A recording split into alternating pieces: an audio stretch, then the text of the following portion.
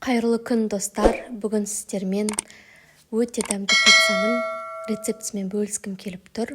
Ең бастысы, қамыры өте жұп-жұмсақ және жұқа болып шығады. Алдымен бізге жылы су керек.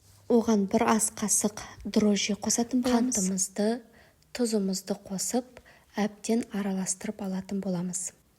Қамыр өте оңай жасалады, бар жоғы 4 ингредиенттен тұрады. Енді ұнымызды салып, араластырып, жаймен қамыр жасайтын боламыз.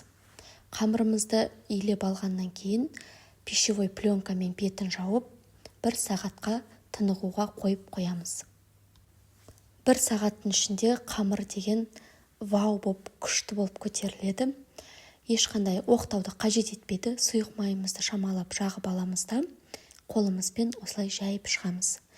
Менде дөңгелек противень болмағаннан кейін мен осындай 4 бұрыштыге өзім дөңгелетіп жасап жатырмын. Енді майонез, кетчупымызды жағып жан-жағына, одан үйде не бар, соны қосуымызға болады салмасына.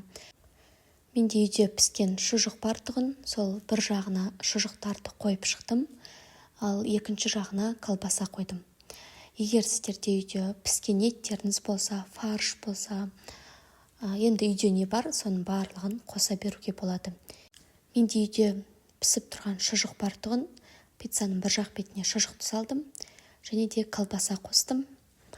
Енді сіздердің үйлеріңізде піскен еттеріңіз болса, немесе фарш қосуға да болады. Холодильниктарыңызда не бар, соның барлығын қосып, өте дәмді пицца жасауға болады.